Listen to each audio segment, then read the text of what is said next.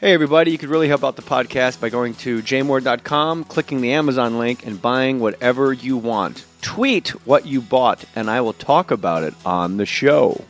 Thanks, guys. Really appreciate you helping us out. Put your name on it. Just put your name on it. That's all I say. Be a man or a woman. Put your name on it. Well, I'd like to hear about it, potheads. How the fuck you gonna know how to be great if you don't study greatness? Look at the game tape. Donuts. I want to work with you a lot. Oh, yeah!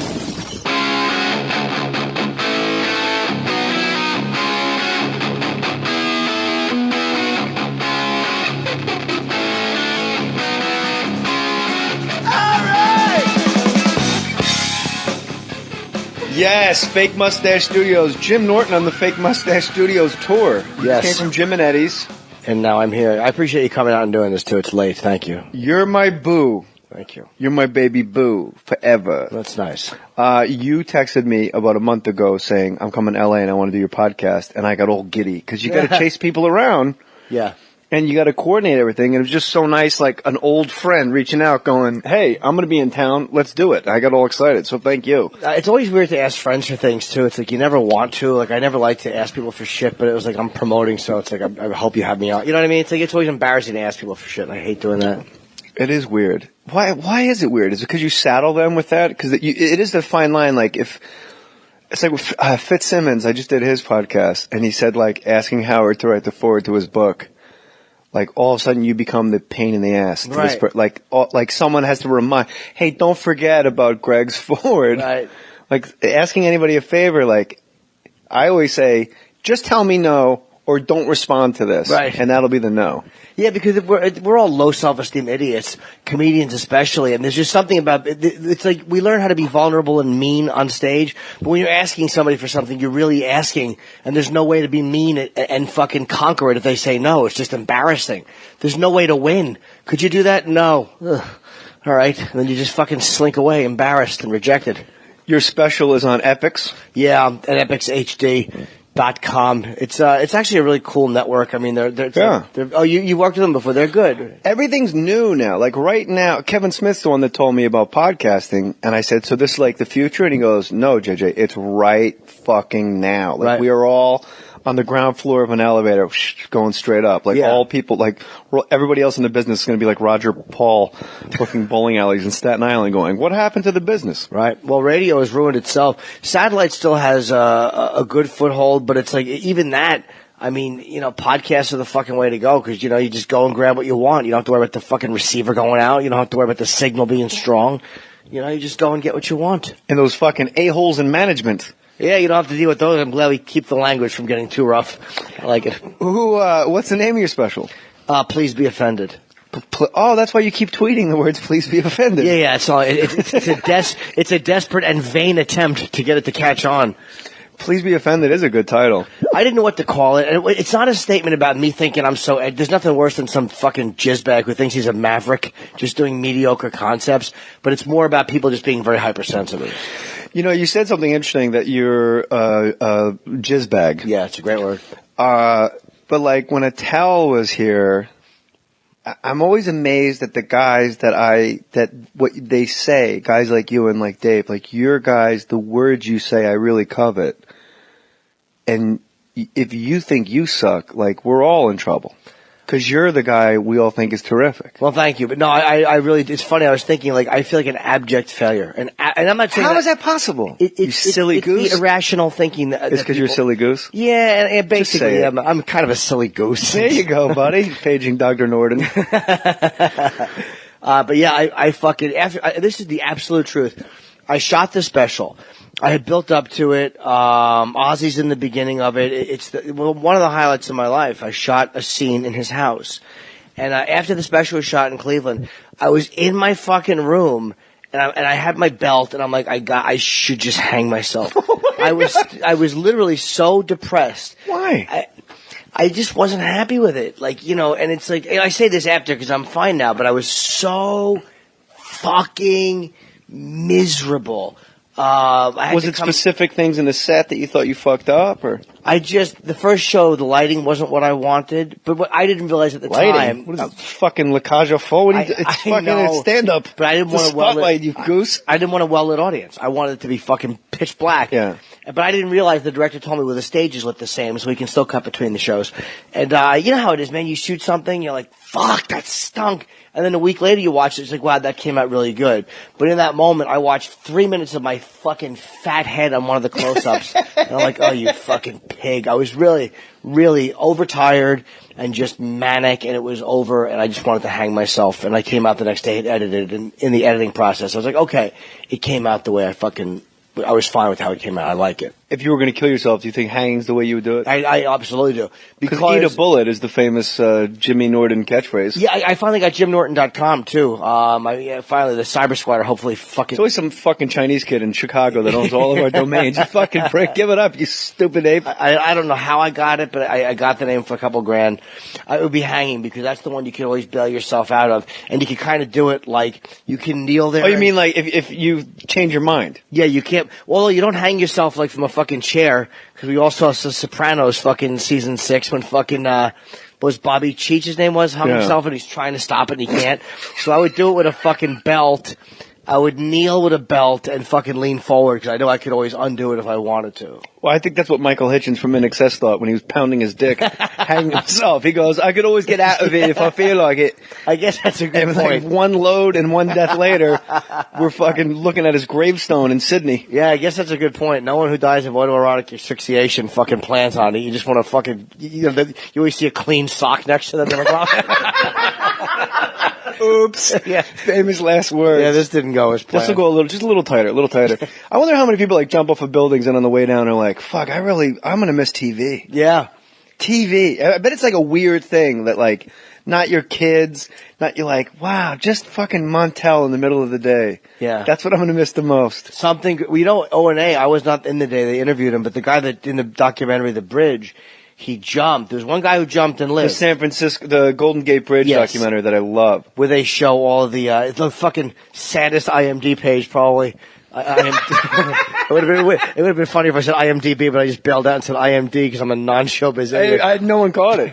But you jizz bag. The one I picture an old lady shaking. You jizz bag. She's shaking. Sunday driver, shaking her fist. But he jumped and he lived, and he said as soon as he left the bridge, he regretted it. As soon as his feet cleared, he's like, why? And he lived and he told the story. But I've always remembered that guy, even though I wasn't there for the interview, because that's to me what probably happens to a lot of people who go to do it, is that it's undoable. That's what's great about a bullet, is it's over simultaneously. Hopefully, yeah. You hope so. Because a lot of people, there's always other people who live through it because they jerk their hand at the last second. That's why, that shotgun guy that tried to do it from the priest, when you see his fucking face blown apart. Oh, years ago, Judas Priest fan, one of those guys, he lived. He blew his fucking face out with a shotgun and lived and looked like a real horse's patoot. To quote Colonel Potter.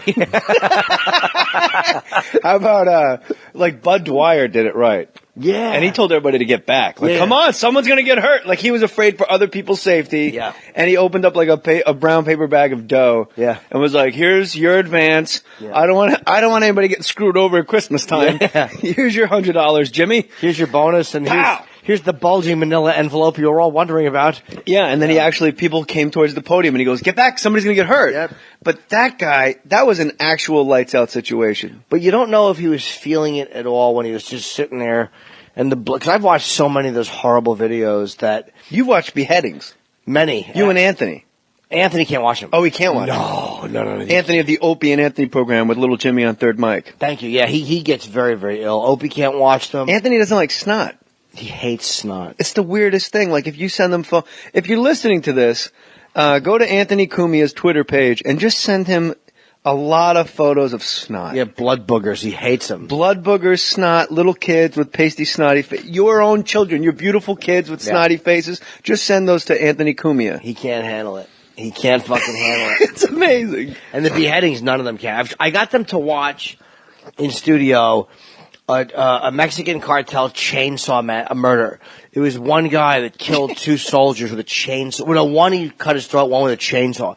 And amazing, the chainsaw. These guys were dying by chainsaw, and they just took it. Like, there's some tough fucking dudes.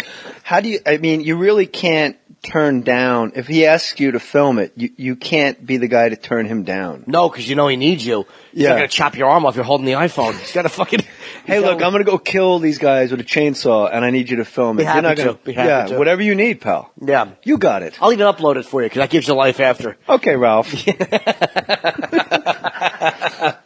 So yeah, people do shoot themselves in the face and fuck it up. That you really are one of that would make you feel worse. I had a friend of mine took antidepressants and they stopped because they said reaching for the antidepressant in the morning made them more depressed than they were when they got prescribed it. And that actually made sense to me. If you shoot yourself in the face because you don't want to live anymore and you fucking live and you walk around with that fucking horse's patoot face, what a fucking asshole. Hey, what happened to your face? Did you just get back from the Gulf? Nope. Yeah. You ever hear another thing coming? Well, yeah, this fucking asshole for the rest of his life had to talk and dab it with a fucking napkin. No, and he died eventually. I forget of what. Of embarrassment. Yeah, probably. Fucking jerk. Of fucking douchebaggery. And then the first recorded douchebaggery, I think a hot air balloon death. When they had a hot air balloon race in like the 1800s, one of those guys died of douchebaggery. And then right after that, stupid Judas Priest fan. Or Amy Fisher is more diabolical than we think because she shot Mary Jo Buttafuoco in the face. Yeah. And somehow Mary Jo Buttafuoco just walking around like paying the toll on the fucking parkway, driving a car, going to the Staten Island Mall. Okay, you want the usual, Mary Jo? And she says, yeah, that'd be great. Like, weren't you just shot in the fucking face a decade ago? Yeah. Holy shit, you lucky horseshoe rabbit's foot broad. It's amazing how they all got together. They're doing these weird reality show things like fun boxing matches and, fucking bowling with Mary Jo or whatever it is. They're celebrities. It's fucking great. Oh my God. She came to one of my shows, Mary Jo. Mary Jo Buttafuoco went to one of your shows? Yeah. Is that the strangest celebrity that ever went to one of your shows? No. It's hard to top Ozzy. Ozzy didn't come to the show, though. He just shot the opening. Oh, he's never been to one of your stand-up shows? No. I'm very few. Oh, De Niro watched me perform in the Comedy Cellar. He was there with Jeff Ross, but he watched me perform, and I was fucking doing something, and I heard the pumpkin laugh. Like, it was a real laugh out of the corner, and it threw me, and I tripped on my next punchline, and of course my fucking fucking awful flip cam wasn't working. I have audio of it somewhere, but it would have worked better on the flip cam. But I heard him laugh, and it jolted me on my next joke. And did you meet him afterwards? Did you get the photo? No, I don't have a photo with De Niro. He was the first guy to ever turn me down. Really? At Billy Crystal's premiere for 700 Sundays, they said don't bring any cameras, so I brought my camera. And it's the famous story. I tapped him on the forearm, and I said, Bob, because I really, honest to God, was thinking he's so famous he won't realize that we've never met. And I asked him for a picture, and he goes, no. But he wasn't a twat about it. He goes, if I take one, everybody will ask. I just want to go say hi to Billy. And it was like I couldn't argue with him. He shook my hand. Jimmy. Get a little out of line yourself. But what about at the cellar? You didn't ask him then? No, I'll tell you why. Because Tell me why, honey. I could have. It's a funny story. Go on. It was simply because Jeff had him there, and they were possibly doing a project together where he was doing research. All right, let me just stop you right there. That is the fucking strangest thing I've ever heard. That's weirder than Mary Jo Buttafuoco bowling on VH1. Yeah. Is that Jeff Ross and De Niro were in cahoots. Working on a project. To do a project together. Yeah, it was the most jealous I've ever been of a fucking comic. I'm jealous now. Yeah, I wanted to strangle posthumously. Jeff Ross should have hung himself with a belt. And we should just in his casket with that giant fro, with that Muammar Gaddafi outfit. Yeah, he really is. Fucking makes me sick. Walter Matthau with a huge hog on him. I'll always love Jeff because he put me on the Gene Simmons roast. He really did a solid. But because fucking De Niro was there with Jeff, I was like, you know what? Jeff's doing a project, and I wanted De Niro to be comfortable enough to come back and sit at the cellar again. I thought of the bigger picture. I shouldn't have. I should have been the selfish fucking asshole.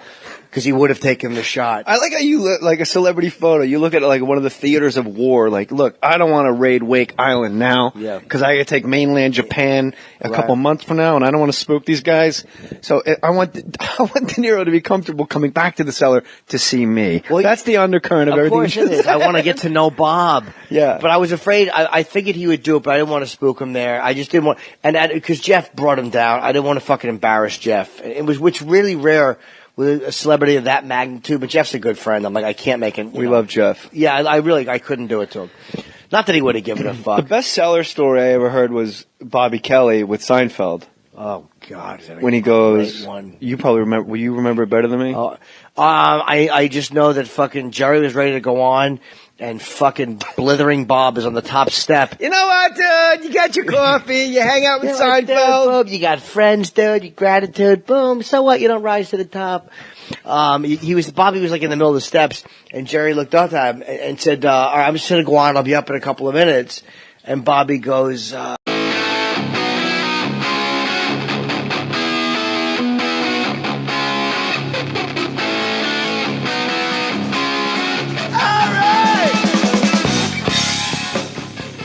Yes, Fake Mustache Studios. Jim Norton on the Fake Mustache Studios tour. Yes. Came from Jim and Eddie's.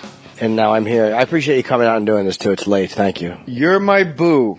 Thank you. You're my baby boo forever. That's nice. You texted me about a month ago saying, I'm coming to LA and I want to do your podcast. And I got all giddy because suddenly you become the pain in the ass. To right. this, like someone has to remind, hey, don't forget about Greg's Ford. Right.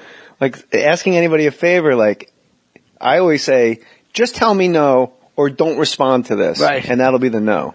Yeah, because we're all low self-esteem idiots, comedians especially, and there's just something about it's like we learn how to be vulnerable and mean on stage, but when you're asking somebody for something, you're really asking, and there's no way to be mean and fucking conquer it if they say no. It's just embarrassing. There's no way to win. Could you do that? No. Ugh.